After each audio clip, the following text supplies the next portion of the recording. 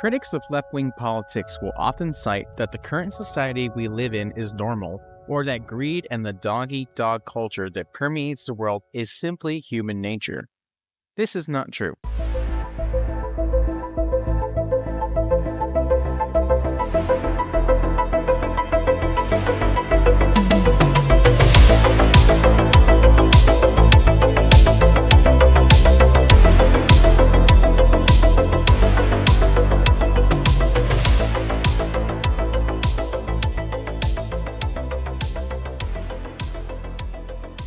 Human nature is dynamic and conditional. It does not exist in a vacuum. Nothing is the way that it is simply because it is nature, in this case, human nature. An examination of today's society reveals this. Society is composed of two distinct classes, proletariat and the bourgeoisie. Proletariat is what we know today as the working class, and where most people in the world find themselves. These are people who have to work for a living or work for a wage. These people are dependent on regular pay that they earn to make ends meet. The bourgeois are the ruling class or the owning class. This is the minority group of people in society. These people have used their power and resources to hold a monopoly on what we call the means of production. The means of production refers to the tools, resources, factories, and places of employment that the working class need to survive. The profits that are generated from these centers of labor are hoarded by the owner class. In certain nations, some of these funds are returned to the working class as a form of insurance that the workers will come back to labor. This relationship has produced the society that we live in today, a society that is run by the owner class, where the workers are forced to toil for subsistent wages. Not only does the owner class run the centers of labor, but they also have their hands directly into the other machinations of what makes up a society: schools, churches, governments, etc. Because it is in the best interest for the owning class to keep the working class obedient. They use the tools at their disposal to manipulate the workers into believing that the current structure of society, that human nature itself, is stagnant. This essay will prove that human nature is something that is contingent on the conditions that society finds itself and how the element itself is conditional. The idea that socialism and communism cannot exist due to human nature is one of the largest anti-communist, anti-human marketing campaigns to have ever existed. The average person will tell you with no founding whatsoever that they cannot live in a system that meets the needs of all humans because humans are greedy. They will tell you this in all seriousness, unflinchingly. They will tell you that the reason that they can't have what they need is because of themselves. Not only is greed not inherent to human nature, it is only a reaction to the conditions in which we are placed. Capitalism is a system that causes and incentivizes greed. Greed is merely a reaction, and our human nature is simply nothing more than adaptation and cooperation. In order to survive, we must adapt. Through anthropology and the soft wiring of brains and chemical processes, we can see that we are biologically built to be in community with one another. The cycle of abuse that is capitalism runs so shockingly deep that we must struggle to even have such basic conversations about fair wages with our coworkers to try to convince them that they deserve a home to live in and that they should not have to pay for it.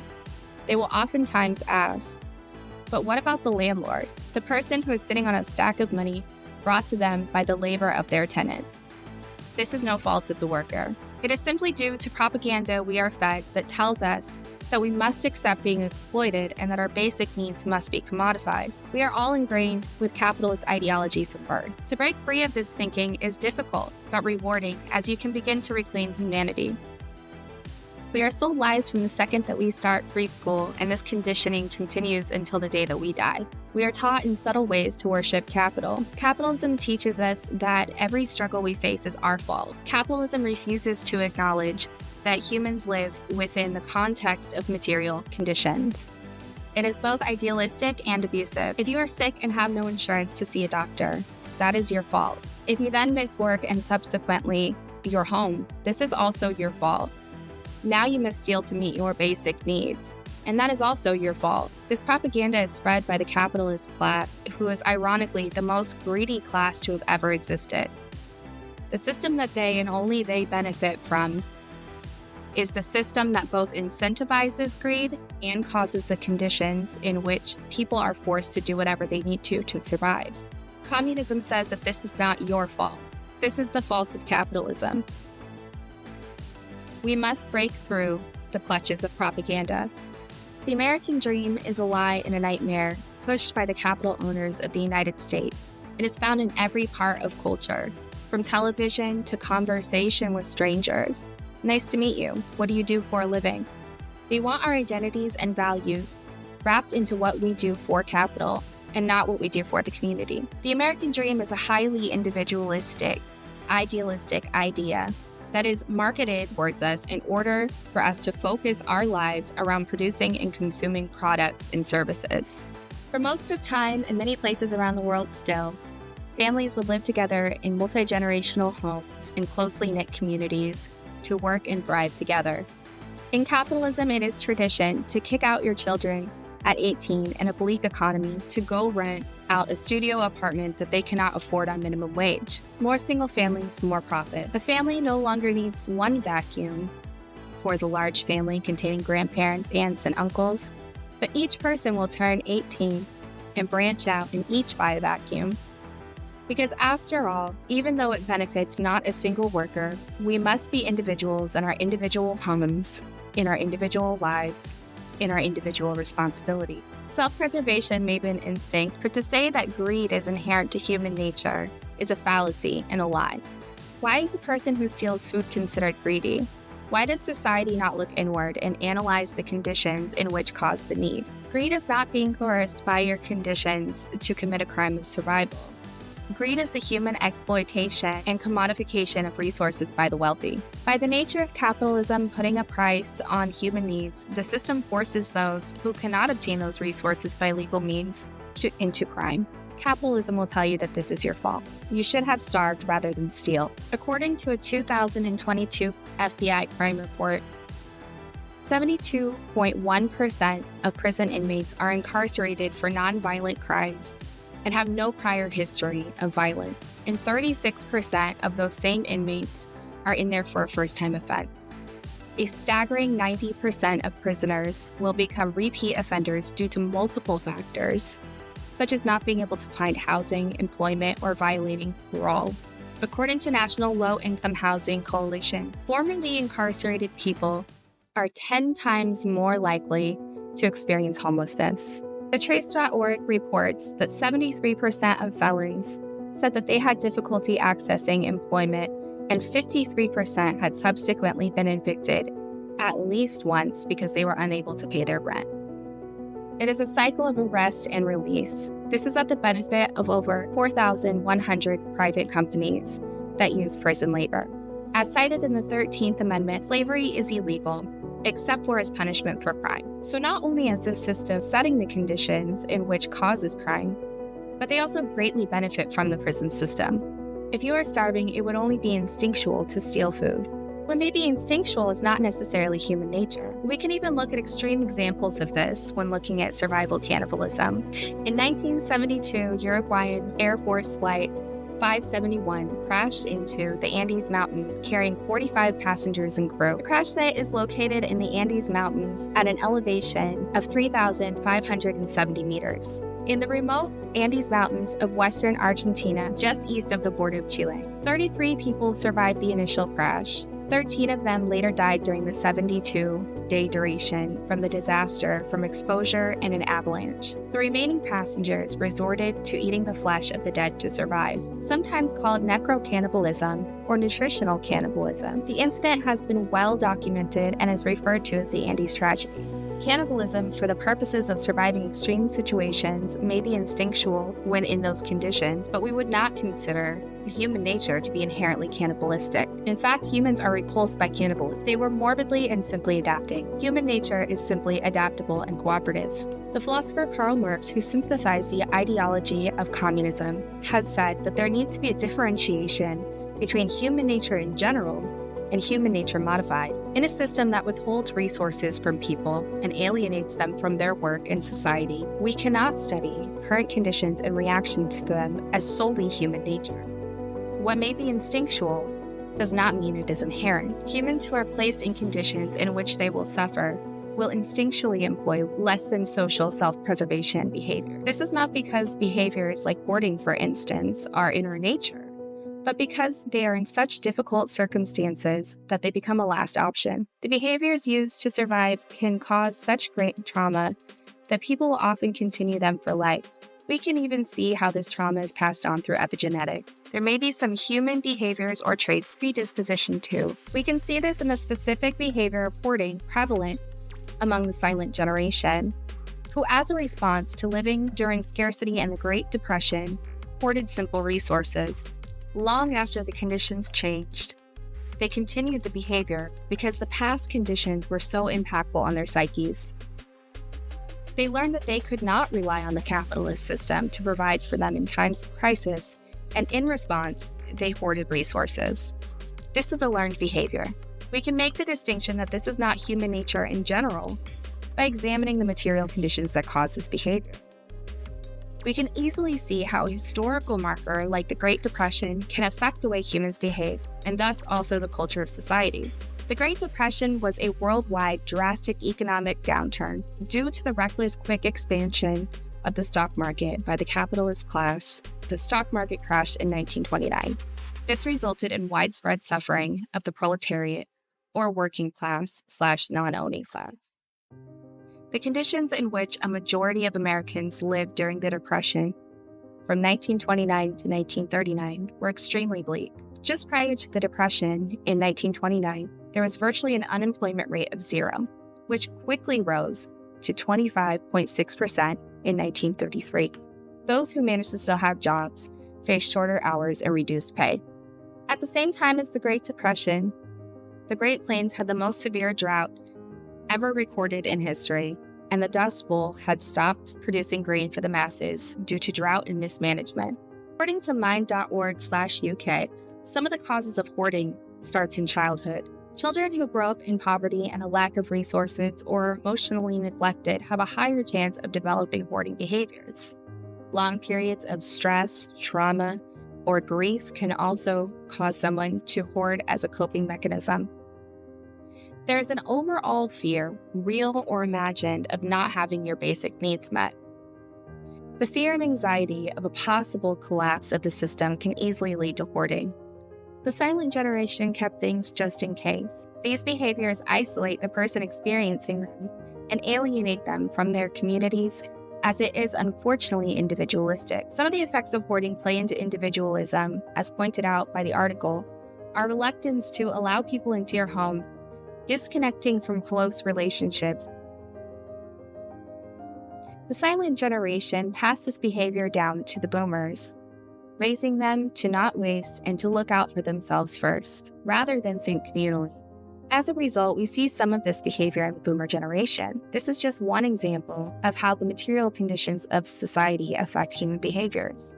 Learned behaviors like hoarding reinforce individualism in society. We are in a system where resources are commodified and difficult to obtain. It fractures the natural way in which humans interact. Humans have always had to be cooperative in order to survive. Anthropologist Margaret Mead references a 15,000-year-old femur poem as to what she believes is our oldest proof of civilization. The femur is the largest bone in our bodies, and even with modern medicine, it would take a minimum of 6 weeks to heal.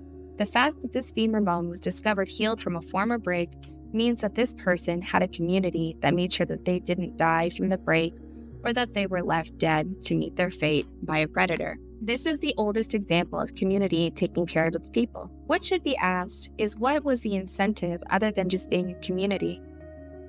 The idea that humans are not dependent on community or society itself is an absurd claim that we often hear from people who believe they can just leave society.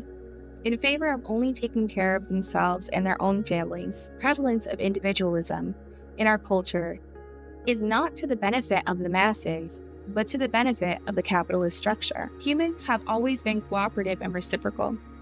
Reciprocity is an emotionally beneficial pro-social action that cultivates community. It has been shown that it lights up the part of the brain thought to be responsible for gratitude. Communal actions have a much larger chemical reward payoff in the brain than actions that are individualistic. The mesolimbic pathways in the brain reward selfless behavior in higher amounts than individualistic ones. The body is rewarded by helping others through surges of dopamine and oxytocin, otherwise known as the love chemical. This psychological reaction reinforces the act by positive reward. This intrinsic reward is so powerful in some people that it can actually become addictive. Service to others provides an invaluable resource to healing himself. As documented by Meredith Moran in her article, The Activism Cure, the benefits of volunteer work can foster a healthy recovery from trauma or mental health ailments such as depression. When Kate Haney suffered from PTSD due to a vicious attack, she stumbled upon activism and found herself healing in a meaningful, long-lasting way. Volunteerism could provide a solid foundation to building oneself back up after trauma because it provides a sense of self and gives life a fulfilling meaning. Not only can activism provide happiness, but it actually releases chemicals in the body to encourage it. Moran cites research on how benefits from providing service to others affects the body physiologically and quotes the National Institute on Mental Health as saying, "The mesolimbic pathway of the emotional part of the brain releases feel-good chemicals, triggering a feeling of physical energy. 13% of people also report an alleviation of physical pain, so there really is joy in giving." These feel-good chemicals release chemical rewards similar to those received during eating, taking drugs, or having intercourse, which may explain why some humans have such a strong desire to act against injustice. The need for human rebellion against unjust forces may originate in our very biological makeup. So for anyone to boil down human nature to inherent greed is simply incorrect. We are built to be in community with one another.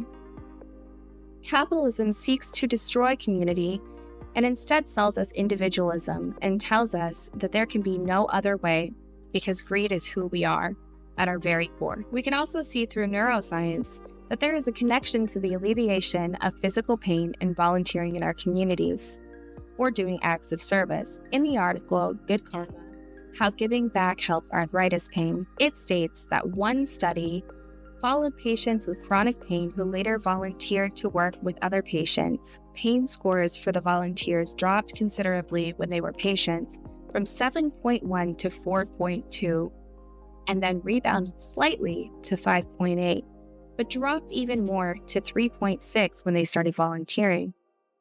Self-reported disability followed the same pattern, while depression scores just kept on dropping. The volunteers credited their newfound physical and emotional well-being to making connection and a sense of purpose. Both are especially important for people with chronic pain, which can be isolating and disabling. Even healthy young adults say that volunteering makes them feel healthier and more connected to their community and life purpose. According to Christopher Baum, humans do not stand alone in their societies riddled with struggles of power and their fights to overcome it.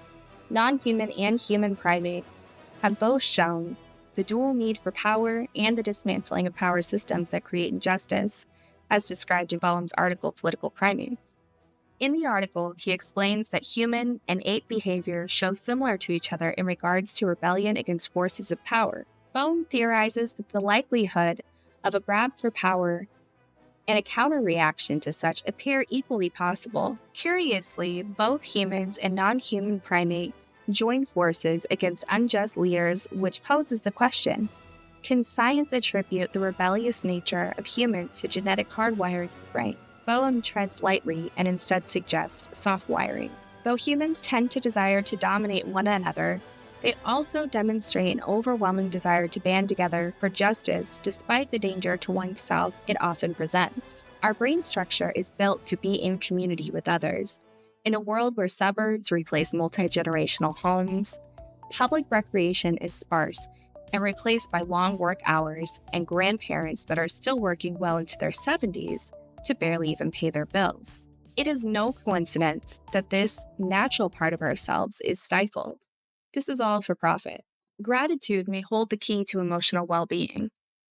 It keeps humans grounded and allows them to retain the ability to look outside themselves and experience empathy. Catherine Price documents her journey towards living a life of gratitude in her article, Stumbling Towards Gratitude. Price explores the subject of gratitude through the lens of positive psychology and cites research that suggests gratitude plays a major role in the level of happiness we feel in our own lives. Rather than the belief that levels of happiness cannot fluctuate and have a set point, positive psychologists now promote that humans can control their happiness by participating in activities that intentionally encourage them to look outside of themselves and ask them to harness their gratitude. Gratitude provides powerful effects on the human psyche because it begs them to find the happiness in their lives instead of waiting for them to find it. Activists often receive the gift of gratitude. Gratitude proves an essential in obtaining a positive outlook and attitude towards one's own life and happiness.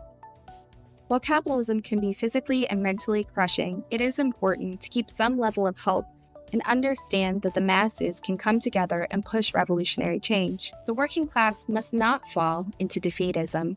This is not to be confused with unrealistic, idealistic positivity. As Huey P. Newton of the Black Panther Party since said in his book, Revolutionary Suicide, "It is better to oppose the forces that would drive me to self-murder. Although I risk the likelihood of death, there is at least the possibility, if not the probability, of changing intolerable conditions. We must move forward with the understanding that we can change the conditions together. Not only can we change these conditions through organization and revolutionary struggle, but we are built to do so. We have to tap into harnessing our physiology. The benefits of gratitude can extend to others and prove to be contagious." In Jason Marsh's article, The Moral Voice, he details how humans who experience war went above and beyond to provide compassion to others even in their own dark times. Many of the heroes interviewed by the International Committee of the Red Cross cited their reason for risking their lives to help others is reciprocation. When a human receives compassion, they will likely pay it forward to someone else because they feel as though they can symbolically pay back the person who helped them. Humans may go out of their way to help another person because they hold the belief that they will receive the same treatment they extend to others. This common idea exists in many religions and often drives congregations to serve their communities, further spreading the infection of gratitude. What we can conclude is that being in community is not only beneficial to the individual, but also to society as a whole. The alienation humans feel that is caused by capitalism is detrimental and not only affects our culture, material conditions, but also our brain's chemical makeup. In an article published in 2023 by National Institute of Health, they concluded that social interactions are considered a basic human need, analogous to other fundamental requirements such as nutrition and sleep, further proving how immensely important it is being in community for the brain. The American Psychology Association stresses that isolation affects our bodies in very real and detrimental ways. In their 2019 article, The Risks of Social Isolation by Amy Novotny, they cite Holt Lundstad, PhD. A professor of psychology and neuroscience at Brigham Young University said, "There is robust evidence that social isolation and loneliness significantly increase risk for premature mortality, and the magnitude of the risk exceeds that of many leading health indicators. There is also evidence that isolation decreases the volume of the brain in older adults." A 2023 study by the medical journal Neurology found that participants in the study over the age of 65 who had less frequent social interaction had volume loss of their brains on MRIs. Capitalism is a system built on individualism that disrupts community.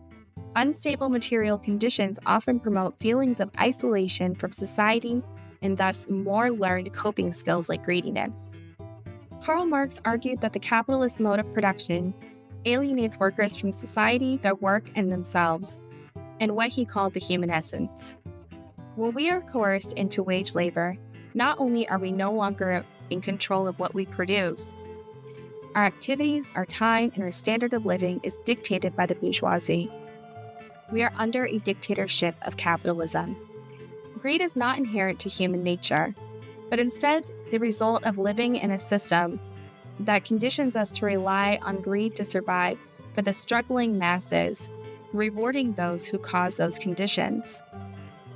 Greed is simply individualism at the expense of others. This can be ridden of our overall society and culture by dismantling capitalism. Let us instead implement a system that fosters all of the best behaviors that humans have to offer. To change the people, we must change the system. We must dismantle capitalism because our very existence as humans is at stake.